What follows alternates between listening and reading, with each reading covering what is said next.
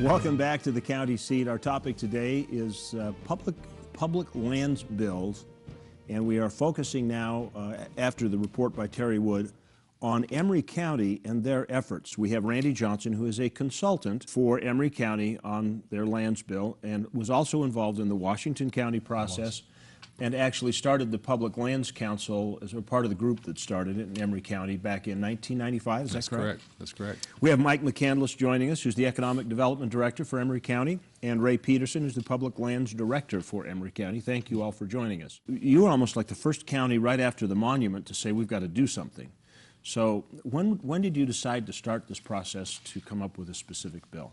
Actually, a couple of events happened. The monument, Grand Staircase, of course, and we've known for years that the Santa Fe swell and other parts in Emery County are targets for possible designation. But the Washington County land bill was successfully passed in late 2008.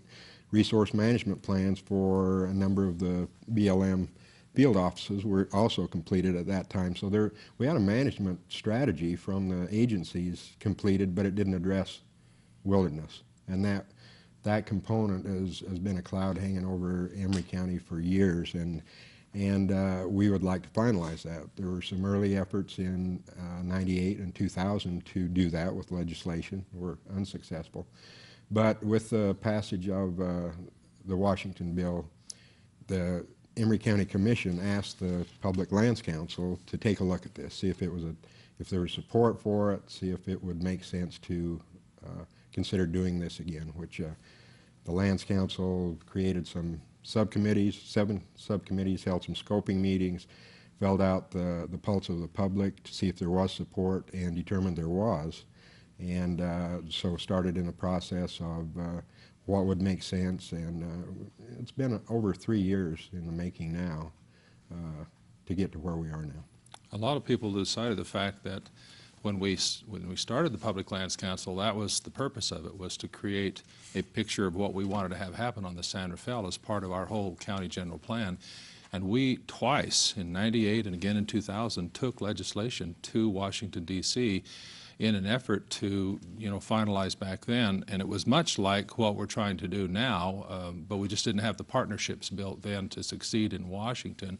Much of what we did in Washington County was based on earlier efforts by Emery County. So Emery County's really been at the cutting edge of this, the point of the spear of this thing for a long time. I was just going to say, keep in mind, too, that this process really has never stopped. From the time they started in 95, I mean, the resource management plan that we worked on, all those, it was really a 7-year planning process. And Emery County was at the table during that entire process, both on an access basis, on a tourism basis, on all those resources. And so as we transitioned from the RMP and that decision, it was really a natural fit to move into what we've been doing here because we had all the data collected. I mean, literally volumes of data that we could then utilize and present to the Public Lands Council and the Planning and Zoning Commission to make the decisions. Did you guys scramble early on this because at one time there was conversation about making the swell a monument just to address the wilderness study area issues? Well, let's be very, very clear on that one, okay, because that was a very volatile time in Emery County. The only reason the monument was ever considered was because at the time we had a president who said, I know the work you've done there. I know what you've tried to do in Congress. If you want to bring that exact plan to us as a monument, we're willing to make a monument based on your work. So the only reason we ever considered it was because of that offer from the White House. Outside of that, the monument was never an option. But that will never happen again. We'll never have that opportunity again. That's the only reason we ever consider it. Other than that, we've twice taken this similar kind of legislation to D.C. and now back around again, having wiped the slate clean, started over with a fresh group of stakeholders and come up with where they are right now. Even in the beginning process of this 2 or 3 years ago, I had the opportunity of attending a couple of your meetings early on. Yeah. There was a lot of, I don't want to say mistrust, but there was a lot of apprehension from many of the groups. And yet the council seemed to be very clear and very open in its process and its goal, which would have seemed to be a good goal. you're right. You were there in the midst of a couple of meetings that got a little heated, and there was some apprehension. And it wasn't on anybody's to-do list to go do a land use bill. It was nobody's favorite. But it became clear that if we were going to do something, it was timely to do it. And so took it on and it tried to explain that to the public and all the stakeholders. And we watched the attitude of the public and those stakeholders embrace that idea too. Yeah, this does make sense. If we're going to do something, I believe you probably sensed that. Yeah, I do admit that the mood has changed quite a bit in the last year. It's attributable to these guys and to that Public Lands Council because of the way they have drawn in the stakeholders. They've cast a broad net. They have involved the public from the get-go. It's been a really remarkable effort. I think the commissioners did two things that made that better. Number one, they kind of they changed the bylaws of the Public Lands Council so they were not voting members any longer. What that did is it freed up the Public Lands Council to feel like this was their project. It basically bought some ownership for that Public Lands Council. So that took a little bit of the distrust, political distrust locally away, so that Public Lands Council knew this was their task. Then number two, the other thing we did that helped alleviate some of the concerns you saw early on was the field trips. We were doing field trips, not just sitting around maps, because that's a great way to sit and grandstand, but when we actually went out on the ground with groups of people and said, let's all look at this together, with all of the stakeholders, grazers and environmental groups and mineral producers all there. It's really hard to get in that fight when you're there looking at it because you can't just, I remember this, I remember that. No, it's right there in front of you. So those two things, I think, made a big difference in the tenor of the way that the process worked after we started doing that. Any of the groups start to gain resistance as you went through this decidedly open process where they may not have perceived it as so open in the past? We had one group that decided not to participate about halfway through and withdrew, and were very direct about doing that, and we continue to invite them to participate. They've, to this point, refused that, but the offer's still there and to anybody. But other than that, everybody's hung in there. Not that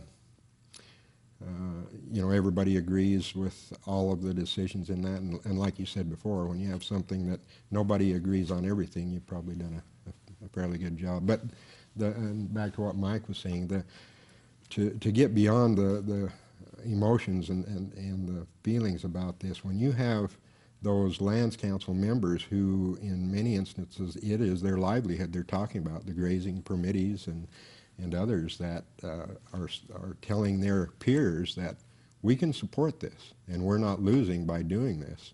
It's gonna create some certainty in our resource use.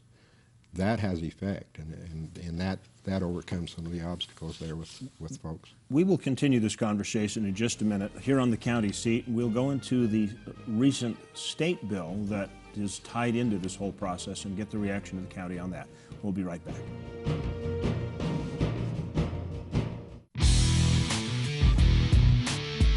In San Rafael country, you'll discover more adventure and excitement than you can imagine. And it's only 2 hours from the Wasatch Front. Find gorges that descend thousands of feet, trails that go on forever, and the solitude of finding a place all your own. Emery County and the San Rafael Swell. We're closer than you think.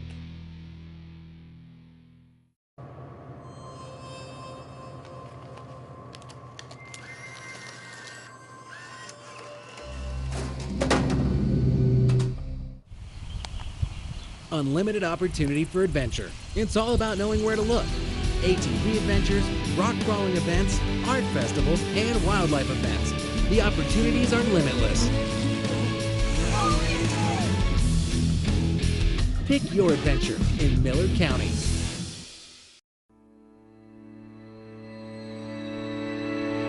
Oh, 15, 14, 13, 12, 11, 10, 9. We have ignition sequence start. Engines on. 5, 4, 3, 2, 1, 0. Launch commit. Liftoff. We have liftoff. 3 minutes past the hour. Have you ever Ever wanted to go on a vacation to Mars? What about a visit to the Old West? Impossible, right? Well, forget what you think is real. In southern Utah's Kane County, other worlds are just an ATV ride away. The Old West lives on in every sunset. From the downtown streets of Little Hollywood to the vistas that have inspired the world. Never find yourself closer to home and yet farther than you've ever been. Southern Utah's Kane County, where anywhere is possible.